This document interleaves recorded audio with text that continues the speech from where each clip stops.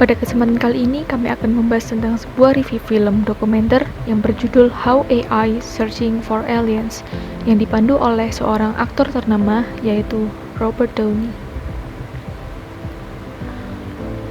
Film ini menceritakan tentang bagaimana kecerdasan buatan dapat menjawab pertanyaan-pertanyaan yang muncul seperti, apakah ada kehidupan di luar bumi?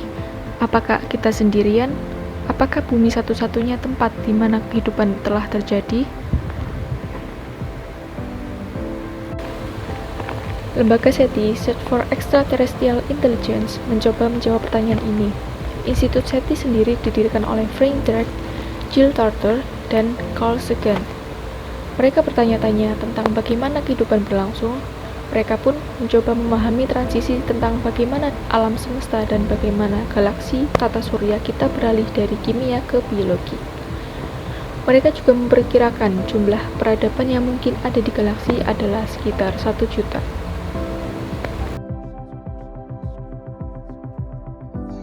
Pengamatan yang mereka lakukan pertama kali adalah pergi ke array teleskop Allen dan akan melakukan pengamatan yang benar-benar mencari tanda-tanda kehidupan di luar bumi dan menggunakan AI model dengan cara yang belum pernah dilakukan sebelumnya. Satu-satunya misi Allen Telescope Array atau ATA adalah untuk mencari kehidupan di luar bumi.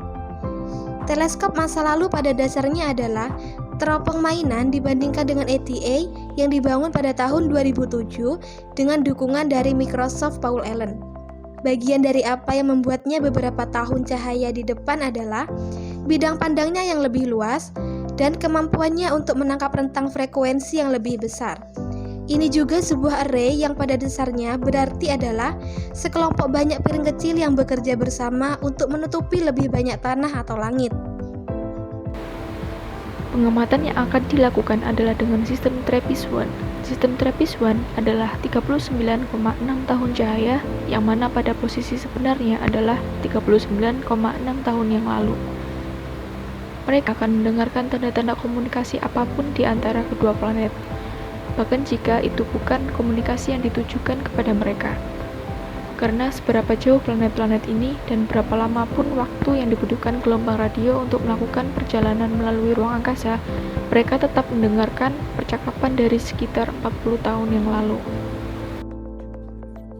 Dr. Susan Gildren adalah salah satu pendiri Sanctuary AI, sebuah startup teknologi yang membangun SINS atau yang biasa disebut sebagai manusia sintetis. Dia mempunyai misi untuk menciptakan mesin yang tidak dapat dibedakan dari manusia secara fisik, kognitif, dan juga emosional yang melibatkan pemecahan masalah teknik ilmu komputer, ilmu saraf, biologi, bahkan seni dan desain. AI di sini terbungkus dalam tubuh, yakni dalam tubuh manusia sintetis. Susan menciptakan sebuah replika dirinya sendiri dengan uji Turing. Uji Turing adalah ujian yang diberikan kepada suatu mesin untuk melihat kepintaran mesin tersebut.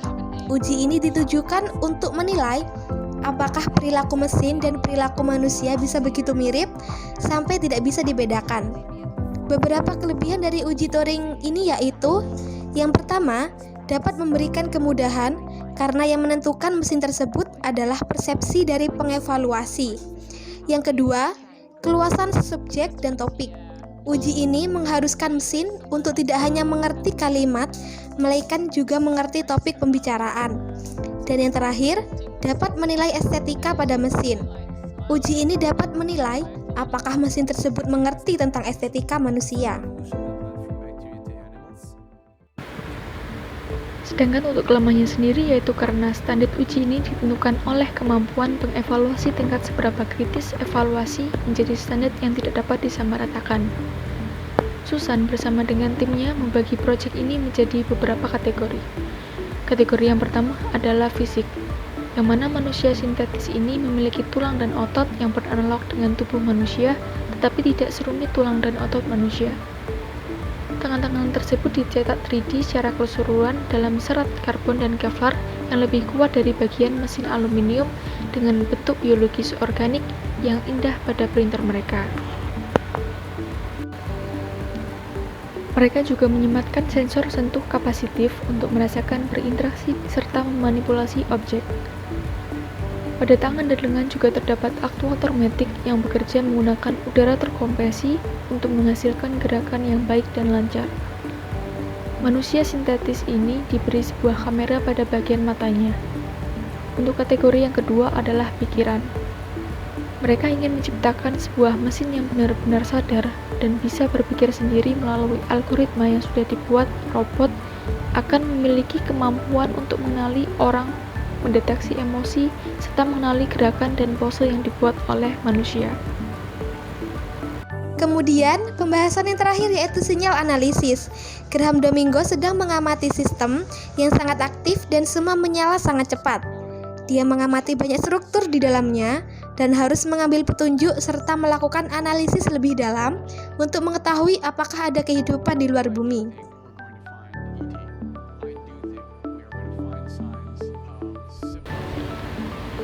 Dari film ini, kita dapat menarik beberapa kesimpulan, antara lain film AI atau Artificial Intelligence mengajarkan kita banyak hal.